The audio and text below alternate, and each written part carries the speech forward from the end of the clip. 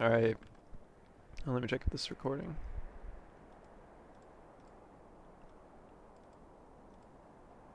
Oh, I think it is. Okay, so I want to go over a little like smoke philosophy with you guys. Just because I know a lot of us are like moving to or away from controller, or just don't have a lot of time on controller. And that's like how you place your smokes. So I want to go through a few examples. Like if you're if you're on offense on ascent and you want to give your team more space in mid, but you want to smoke bottom mid regardless, you should smoke like this. Because what this does is, I mean, mind the gaps, obviously these aren't meant to be there, but what this does is it allows your team to walk into the smoke and diversify the angles at which they can peek mid at. Like they could be peeking here, they could be peeking here, they could be like facing it through the middle.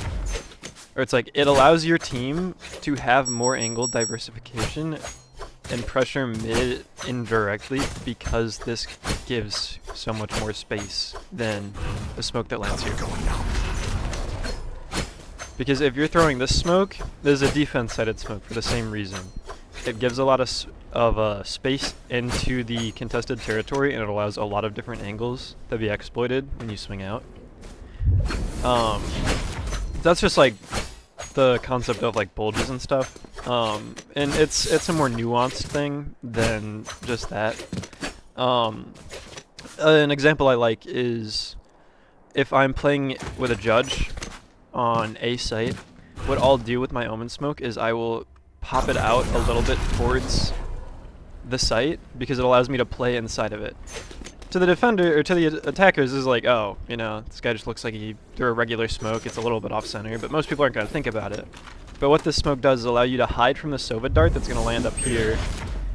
Let me rethrow it real quick. It's going to allow you to hide from the Sova dart and also plant it with a judge behind this corner. And it's a really strong position because it's like not really that expected, and it's like some pretty high-level omen tech. So that's another use of bulges. And then just something I want to go over with smokes in general is I don't think I see you guys doing this. I think a lot of you guys know that this is something that happens, but you guys, whenever you're walking into a smoke, you should walk into it like this. Because what this does is your gun is displaced to the side, so it's not poking through when you walk through. The first thing that is seen when you do it like this is your body and not your gun. Whereas like, if you were to walk through the smoke like this, they're going to see your gun barrel ages before they see you, and they're just going to shoot you in the head. And you're not even going to see them. So I want you guys to start doing this. Whenever you walk into a smoke, do this.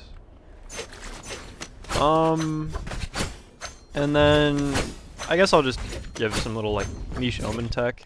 One ways are still strong. You don't necessarily have to have them anchored to an object.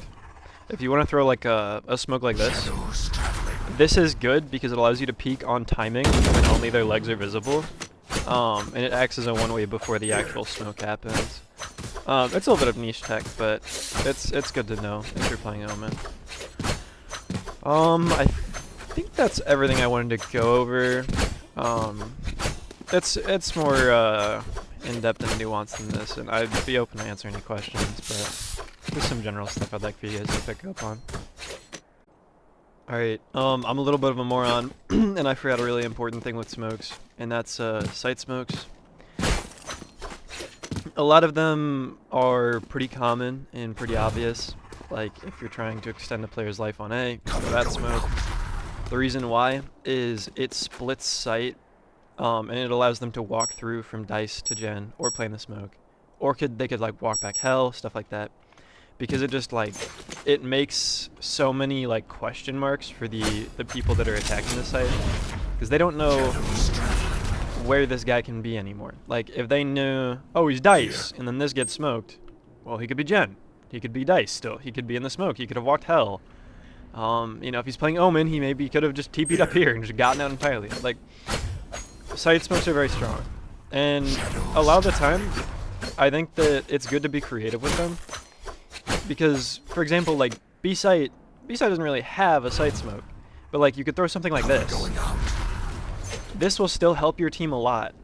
Because what's going to end up happening is, like, if it's just one guy defending B, and he knows it's like 5 people hitting him, he's cooked. He's dead, right? So what you want to do is you don't want to throw the smoke that splits the site and extends his life, because now the offense has to be, oh shit, he can be in the smoke. He can still be behind dice. He could have walked boathouse. He could be back boathouse.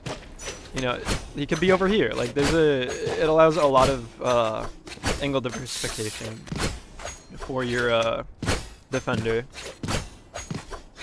Okay, now I think that's actually all. Yep. Actually, no, it's not all.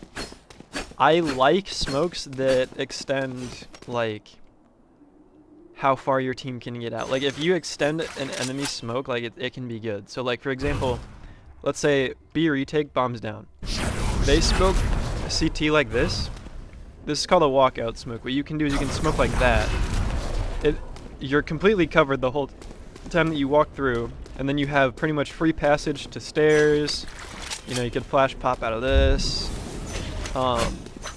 It's just like stuff like that can be very, very strong and very useful.